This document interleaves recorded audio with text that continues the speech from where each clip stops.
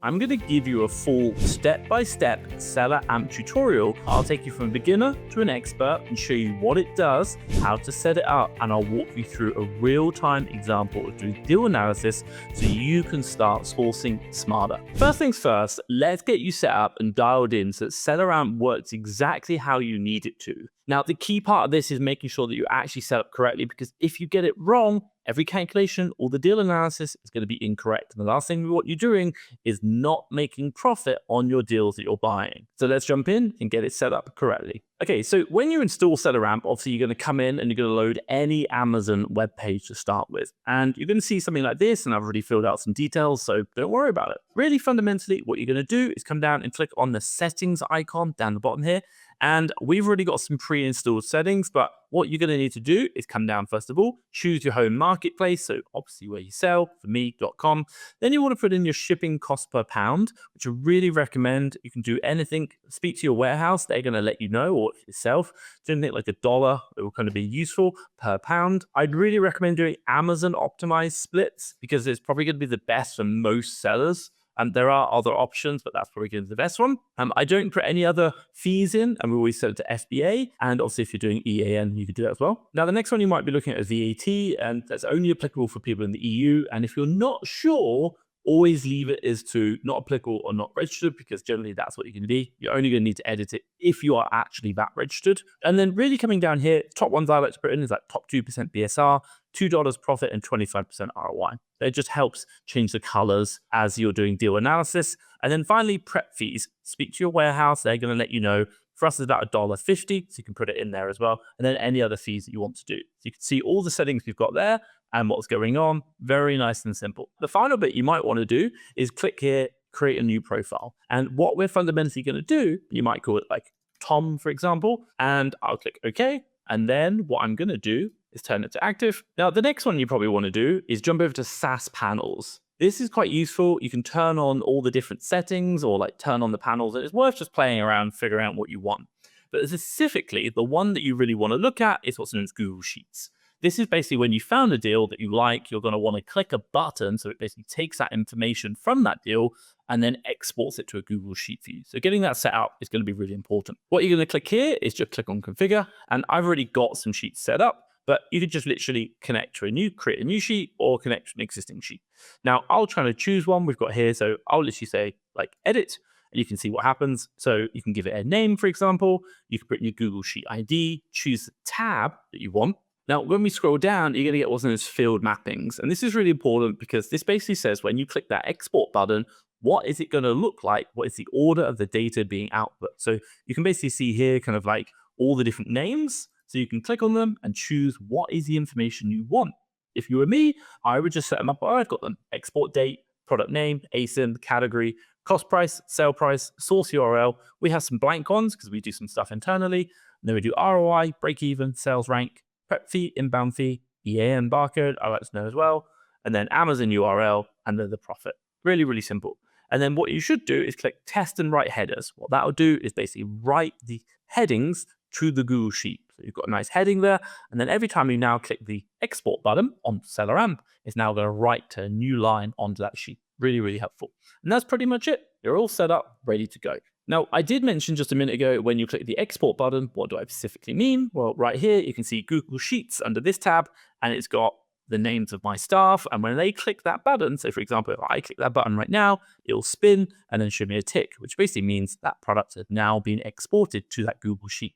And specifically, the information, which I'll go through in more detail, is all the buy and the sell cost price and the sell price right here is going to be exported to that sheet. So that means that when I make the purchase, I've already recorded all that information, which is super helpful. I love SellerAmp. It's an amazing tool. That's why I want to give you 50% off SellerAmp for your first month. Now, down in the description, you're going to find a link that you've got to use and a code to put in. If you use both of them together, you're going to get 50% off your first month whilst using SellerAmp. So check in the description, click the link, enter the code, and get that 50% off for your first month. Okay, so we've now talked through the settings of SellerAmp, but now let's go through and show you what everything does. Okay, so let's come back to this product right here, the one we're looking before. So really, really simplistically, whenever you load up the product, you're going to see this kind of like window pop up. Now, it might be different for you. So why? Because down the bottom right here, you can change the location. For example, flick it over. You can move over this side. You can have it kind of like hiding in the window, which is fine, or you can kind of have it floating on the right-hand side. So really, really useful. Now, for me, I like to have it on that side. It works really well. But again, for you, doesn't really matter. Whatever makes you happy. Now, really simplistically, up the top here, you've got information that comes in with the product. So you can jump to quick info. You can, say, set alerts. You can jump to different areas of the tab or of the actual application really quickly, which means maybe you want to go to Google Sheets. You can click on that and you can jump to it. It's going to be really helpful. Now, at the top, you'll have this kind of like window which tells you about the product. So it basically shows you a little image, it shows you the name of the product, and it shows you the reviews, which again is all coming from the website. As you can see here, number of reviews, 5-star, and the number of actual reviews here. So star rating and the review count. You got the ASIN, and you can click copy, and you got the UPC, you can click copy as well. Now, also as well, you can see some information about the dimensions, which is helpful.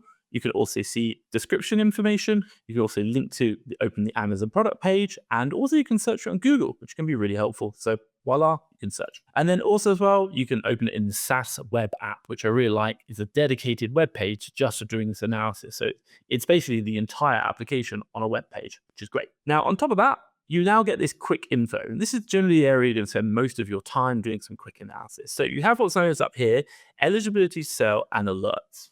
And this is basically when you're logged into your Amazon Seller Central account, it's going to tell you if you're eligible to sell this product. So for example, right now, I can sell this Maybelline product. I'm eligible to sell that. But if we jump over to this product right here, you can see it says, no, I'm not eligible to sell. Also, as well, coming back, we've got 9 alerts. You can have a look. But you can notice it's green. So when I hover over it, it's green, but it just tells you what all those alerts are. Kind of like FYI. But because it's colored green, it's saying, look, they're really not a big problem, so don't worry. But let's show you some examples where you might have some problems. So right here, this is obviously green under yes, great, but it is saying private label. And this is because this product is sold by just one brand, which is generally a red flag or one seller. Now, the next one is you've got variation. So got to be careful about variation listings, and I have videos on my channel to talk about them. This product right here, again, obviously eligible to sell is no. It's also a dangerous goods, which basically means you can't ship it in unless you're part of the dangerous goods program. So you've got to be careful of that. Also, as well, careful could be private label. This product right here, dangerous goods and variations. This product right here, obviously I'm not eligible to sell, dangerous goods, possible private label, but also as well US, which means unknown fulfillment fees. You may see this sometimes on some, especially new listings. Basically, it means that Amazon has not shared the fulfillment fee data, so therefore all the calculations are going to be off. It's quite rare, but just be careful. Now, a final one you might see is this, where you've got a big H. H is called hazmat. Hazmat is basically anything which is hazardous to ship, and generally you can't sell it in Amazon or ship it into Amazon FBA because they're hazardous products. For example, this is a lead acid battery. Got to be careful if you want to buy and resell it and you see a hazmat, that's going to be a big red flag. You're probably not going to be able to sell it on Amazon.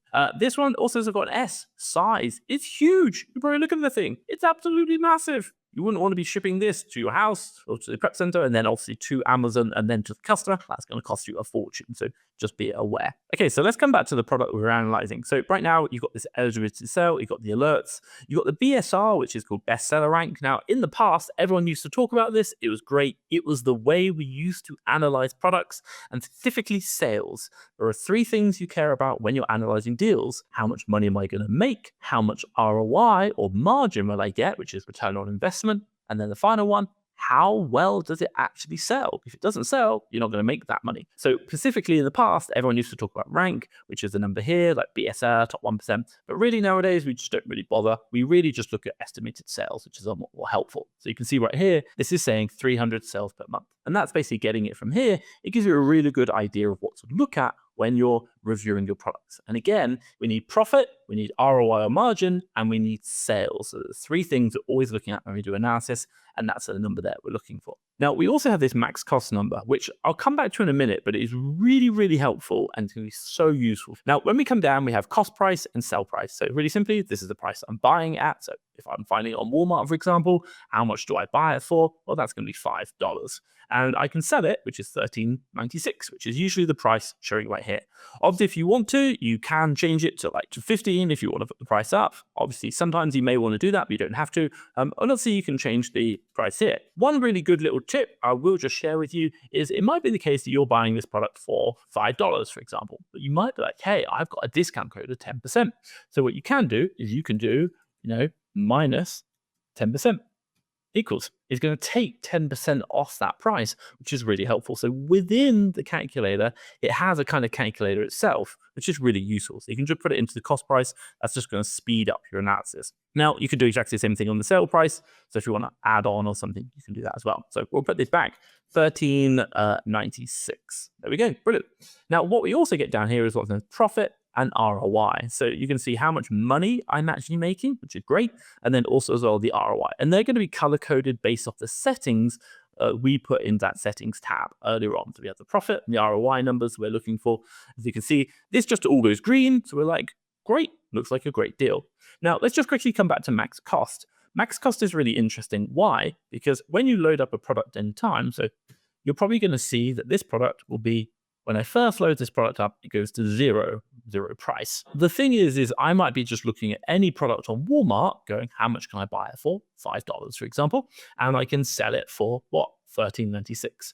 So what you might think is you have to put in the number 5 to do the calculation, for example. But what I don't actually have to do that. What I can do is just leave it at 0, and I can just look at this max cost. And the max cost basically tells you, if you want to achieve your target profit and ROI, and this is the sale price you're looking for, then so long as you're buying it at or cheaper than this $4.97, you are going to achieve your profit and ROI figures. So without even having to calculate anything, put anything into SellerAmp, just by loading the page up, I can immediately see what my max cost is, and I can know if it's going to be profitable or not, which is super helpful. So remember that number right there is going to help you just load it up and to go, yeah, that's great. Obviously, if you need to do calculations like I showed you earlier, like 10% off, you also want to use the calculator. But if it's a straight, look at Walmart, look at Amazon, use the max cost to understand what price does it need to be at or below to purchase to make my target ROI and profit for sale price. So for example, if I put in $4.97 here, it goes green. But if I put in $4.98, that goes red. Why? Because my target profit is $3. You can see that, so it's super helpful. Now, also as well, down here, we have alerts. And really, when we talk about these 9 alerts up here, you can see them down here. So it basically just gives you all the information in a bit more detail. Most of the time, we don't really need to look at that. I kind of understand what I'm looking at, but you'll kind of understand what's happening there. Now, the next tab that I really love and we use all the time, I jumped to it by a lot, is the offers tab.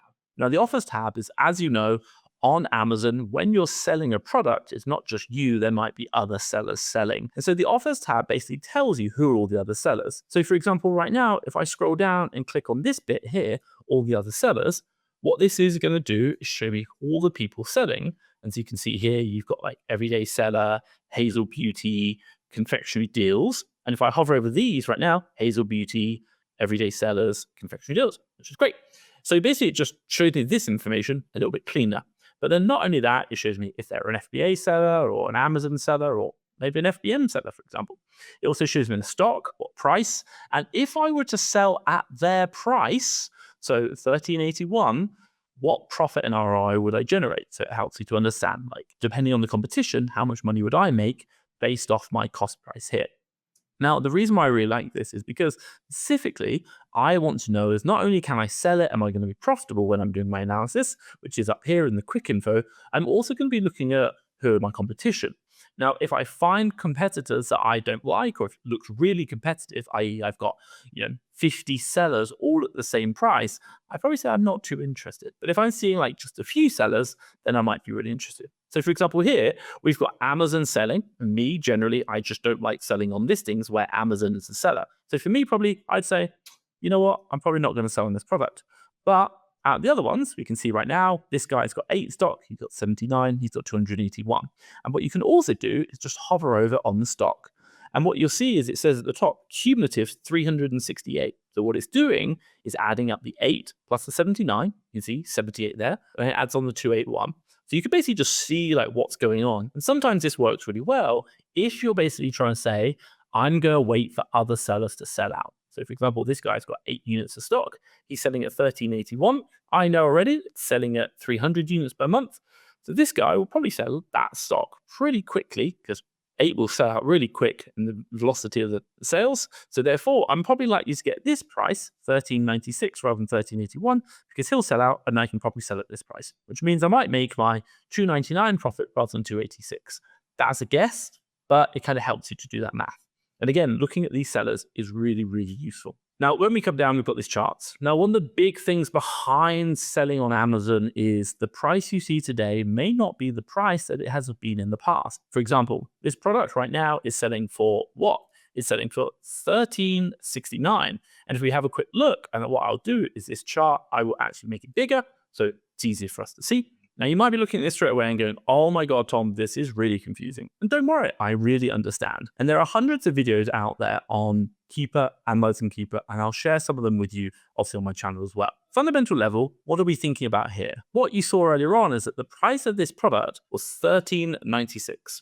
Now, what we need to understand is, has this product always been $13.96 or has it changed? And is $13.96 a price which is a historic norm price? Or is it a really expensive price? Or is it a really cheap price? And why? Because if we're buying it for, as we know, $5 and we're selling it for $13, we're making like nearly $3 profit. So remember, like, cool, I'm happy. But what happens if this product never normally sells for $13.96? What happens if this product normally sells for, guess what, $10? Then all of a sudden, we will not be as profitable as we thought we were. That could be a big problem. So these charts that I'm about to show you help you understand what this product was, not just today, but over the history of time. That's really important. And I'll kind of go through it lightly right now, but what I'd really recommend is spending some more time to understand how these charts work. Let's jump back. And remember, as we know, it's $13.96 today. So along here, we've got, this is the price along this axis, and along this here, we've got time. So if we go right here, you can see, if I just go hover right there, I don't know if I can get it to exactly today, but basically it's saying on the Sunday, the 22nd of June at 3:55, the price was $13.94. So we can see that price. And we look at the pink line, which is the buy box. If we just follow this line back, it's been about $13.70, $13.50, and then it kind of popped up here, $15.40, and then $13.77, and then we can see like $15.39, and you can see like $13.49, and then $13.29, $29.29, $13.29, and we keep going, keep going, keep going. And we can see it's been about $12.96. So what are we seeing? We're basically seeing that the price changes, and we can see those price changes, which is really, really important. We can also see on here Amazon's price. You can see that in the orange, and also as well FBA, which is like lowest FBA seller. And we can also see that sales rank change. So I'm not too worried about that, but I am specifically interested in that buy box price. Now, remember also as well, when we have this 300 sales a month, you can also see that in this middle chart down here. So you can see monthly sold 300. And it's pretty much 300 all the time. So it's consistently selling 300 all the time. Now, the final one we have down the bottom right here is really going to be, we're looking at the offer count. So remember when we came in, we had a look at this. We can see right here, there are 4 sellers. Great. So when we look at this, we can see, if we hover over here, offer count, number of sellers, 4. And then we can see how that's changed over time. So you can see like 3, 3, 3, pop down to 2, 3, 3, 3, 3, pop down to 2 again, and pretty much down to 2. So really useful. Now, again, these charts are really useful because they show you what all those data points have been over time. So you can get an understanding of like, is today normal? Is today abnormal? And what should I really do? So specifically for us, what we do know is that right now, this price is about $13.96. And we know that in the past, usually it's been probably about $13.29, maybe 13. So let's call it $13.29 is the number we want to use. Why is this important? Because we might come back up and put our calculator in here, not at today's price, $13.96. We might use $13.29 for our analysis. So again, that's why we might want to change that product, which is going to be helpful. And again, the charts help you do that. So you can see right here what's going on. And these charts here are just a smaller version of what I showed you and bigger. But again, these charts are really complex, and understanding them is something really worth doing. So definitely check out some of the Keeper training videos on my channel. Now, again, you can change these from like, show me the whole year, show me 3 months, show me 1 month. You go down to day or even all time. So it's really, really zoomed out. So really, really helpful. And you can change that. I like it. They have this rank and price information. And the thing I like about this is going to be helpful is when you're doing this analysis, looking at all these charts, it can actually be really confusing. And you're like, what do I do? Like, what price should I choose? Well, what's really useful here is coming down to these ranks and prices. You can say, hey, give me a time period. So currently 30-day, 90-day, 180-day all times. It might be like, look, I like to look over 90-day, for example. And instead of the current buy box price, which is $13.96, and you'll see that here, $13.96, if I click on 90-day, it will show me what the average buy box price has been over that 90-day period, which is $13.74. So instead, I might say, actually, I want to use that $13.74. What you can do is you can click on it and you'll notice it's actually just updated. So again, it'll change your calculations for you. So again, really kind of like intuitive, you're clicking things, making your life so much easier. So for me, generally what I would probably think about is if you're struggling to read this information up here, then maybe use this kind of like buy box information over like 90-day period can be helpful. Or you can do it to the current price. Again, you've got buy box, you've got Amazon information, number of sellers, drops, loads of other bits of information like estimated sales and anything else. So really, really useful, very helpful, just going to help simplify the operation. But again, I would strongly recommend learning how to read the graphs. That's going to make you from a beginner to an expert level seller. Then on top of this, we also have here, so this is basically a repetition of this calculator up here. This is a very simple way of doing it. And then down here, the automatic copies, this gives you the full breakdown of how the profit and numbers are calculated. So for example, again, you've got the same cost price and sale price. You can change your storage, or fulfillment method from like FBM to FBA, and you can see all this changes down here. You can add in like, oh, I'll have 1 month storage. Some people like putting it in. I don't personally. We sell pretty quick. So I'll put that to 0. And then what you're going to see is profit. You can basically drop down the profit. It'll give you the sale or a highlight of the profit information. You can see the ROI, and then you can also see the max cost. But then this is the big one that I like to understand. You can actually see all the fee information. So it shows you all the costs that you're going to have to pay to buy this product for $4.98 and sell it for $13.74. So all the fees. So you can see here, like referral fee, FBA fee paid to Amazon. You can also see if we've got like inbound shipping fees, all of them in there. Very, very useful. And all the other information we've got. Now, coming down, you can actually, if you want, so you're making this money, so you can see how much profit you can generate. If you want, you can put, oh, I want to buy 1,000 units. How much money am I going to make? And it'll show you how much money. Never use it, because I'm really interested that if one product is going to be profitable or one unit is going to be profitable, then lots of units will be. But that's kind of like a vanity metric for me. But if you like it, you can use it. Now, coming down, we've got the Google Sheets. And again, we talked about that very earlier on the setup. Once you have a product that you like and you want to export it or save a copy of it, because obviously you're going to go buy it from Walmart, for example, you want to click that Google Sheet button and it will export to the Google Sheet, which is going to be super helpful.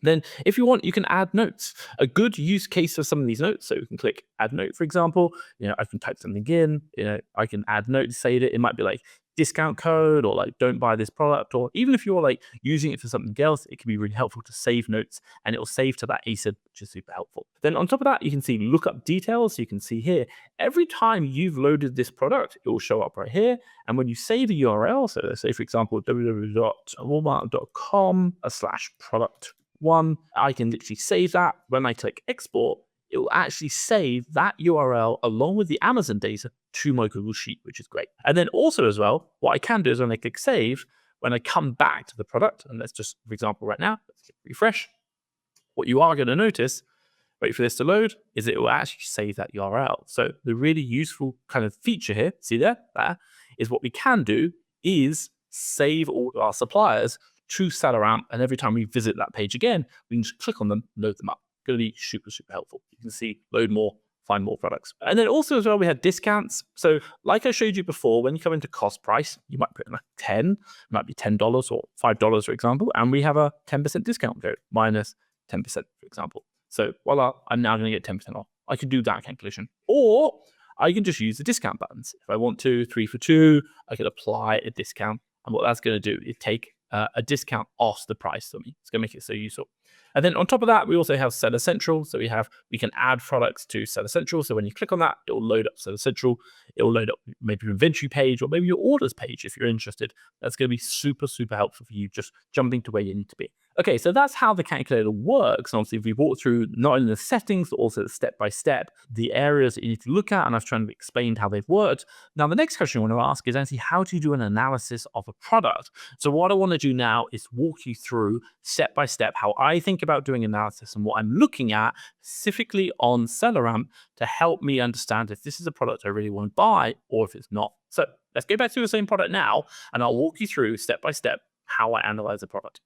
Okay, so what we're going to do now is load up this product, and I'm basically going to set the price to 0 and just do it exactly as we would think about it. So right now, this product, the moment it loads up, the first things I'm going to be looking at straight away are two things. Number one, I'm just going to get a general feel of the colors. Obviously, I want to see green on eligibility to sell. If I can sell the product, great. If I can't, probably I'm going to see if I can get ungated. If I can't, I'm not going to bother. I'll just skip right then. Then I'm going to look at alerts. If I'm not seeing any like red flags, dangerous goods, hazmat, for example, I'm probably going to be okay. And you'll get to know the products that are like dangerous goods and hazmat as you go. Now, the next thing I would look at is max cost, because I already know the product I'm buying. So if I'm getting this from Walmart right now for like $5, for example, and I know that my max cost is $4.94, then I'm going to be like, that's too expensive. Or if, say, for example, if I'm like, actually, it is $5, but I know I can get a 5% discount code for Walmart. So I'm like, I think that might be good. So long as I'm under the max cost, then I'm going to be like, great, this could be a good deal. Let's have a look. So remember, I can get it for $5, but I can also get a 5% discount. So we'll take off that 5%. So I'm going to do $5 minus 5%. That gives me $4.75. So now I'm going to type it in, and I can see straight away profit and ROI looking good. And I will just check like the sale price versus the price here. I always like to check that. Just go, yeah, that's actually the same price. I'm happy. Really, really good. Next thing I'm going to do is come down and have a really quick look at the sellers. I'm very interested to know how much competition is happening with this product. And again, when we're doing that analysis, I want to be like, I don't mind a couple of other people selling against me. That's absolutely fine. If I see, and let's kind of jump back, this product right now, you scroll down, I can see one seller on the listing. For me, that's a potential warning sign. So if I see just one seller, I'm going to have a look and I can see it's a guy or someone called Carbon Beauty. They got lots of reviews. So I'm like, these guys could be private label. I need to be careful. And if I do see that, for example, one seller, I will immediately come down and have a quick look at this graph down here.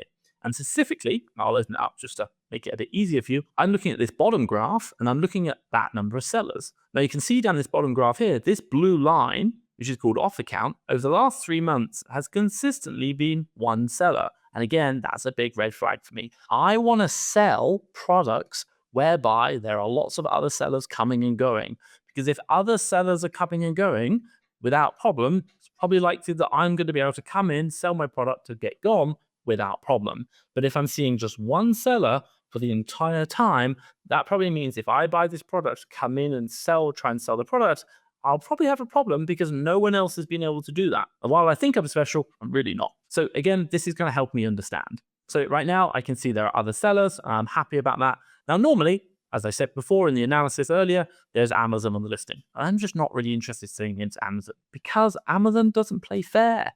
We think they should share the buy box. They should rotate it around so all the sellers get a chance to sell. Yeah, we'd love that. But unfortunately, Amazon just doesn't do that. So I'm like, no, not interested. So for me, that would be a no because Amazon's on the listing. But let's pretend Amazon is not. So right now, we've got this seller right now. They've got 871 reviews. They've got a bit of stock. These guys are a bit bigger. They've got 6,000 reviews, and these guys have got 4,000 reviews. So they're much bigger than me, for example. If you're probably selling right now, you've probably got something like, I don't know, 10, 20, 100 reviews, for example. And so these guys are going to be quite big. So I'm probably not going to be winning a lot of the buy box or getting a lot of rotation of sales. What do I mean by winning the buy box, getting sales? Well, think about it this way. This product is selling 300 units per month, and those 300 units are going to be divided across the sellers. Now, you might think, well, look, if there's 4 sellers, add me in, that's 5, 300 divided by 5, we should all get a good fair amount of sales. But what we have generally seen is if Amazon's on the listing, they don't take a big chunk of that. I generally say about 60%. Number 2, if there are other sellers and they are much bigger than me by way of reviews, they will probably get more of the sales than I will. So therefore, if I'm smaller than them, I probably won't get so many. Now, it might be wrong, but I generally don't want to go and buy a lot of stock only to find out that I'm just not getting many sales of this product and I have to then crash my price to get down. So what do I think about? I said, well, look, who are my competition?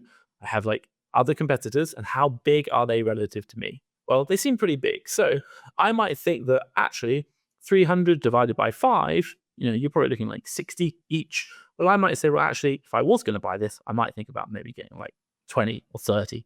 Why? Because I think they're going to get more sales than I will, but I can still get some sales. That's good. And again, I don't want to put all my eggs in one basket. Again, maybe 20 or 30 units, and we can already see it's profitable. So I'll be like, looks pretty good. But again, I'm going to be looking at the number of sellers. I'm going to be looking at their stock and say, is there anything to worry about? So this is a pretty fast selling product. And I can see there's 368 units on the listing right now within contention of the buy box. And the buy box is, remember, $13.94. Amazon's above it. And I'm going to rule it out because normally I wouldn't sell against Amazon. But what I'm going to say is, like, potentially you might buy this product, but I probably wouldn't go too crazy because obviously the other sellers are bigger. But there's not too much stock on the listing, which I really like. And again, when we're looking at the buy box, what I did earlier on, that analysis, looking at the price, I can see it's pretty flat. You know, it has gone down to like 13 and it's been about 13.83, now about 13.94. So today is a little bit high, but not too high. So I just want to make sure, like, I'd always look at what's the lowest price. So you can see here 13, that's been right there. Or if I come back to this, go hover as the buy box, it'll basically show you the minimum, 12.78. And I like that little trick. So what I might do is come back up and I'm just going to have a quick look, 12.78. And I'd be like, well, if it did go down to the lowest it's ever been over the last 90 days, what would I be making? I'd still be making $2.21. Well, which is fine. Why? Because what I'm trying not to do is lose money. If I can make money, even in the worst time, and the worst is 12.78, I'm still going to be making money. So I like that. That's pretty good. Now, I'll see when I come down. And pretty much for me, I'll then get the supply URL. I'll drop it into here and I'll click save. And then I'll finally just click export. That's it.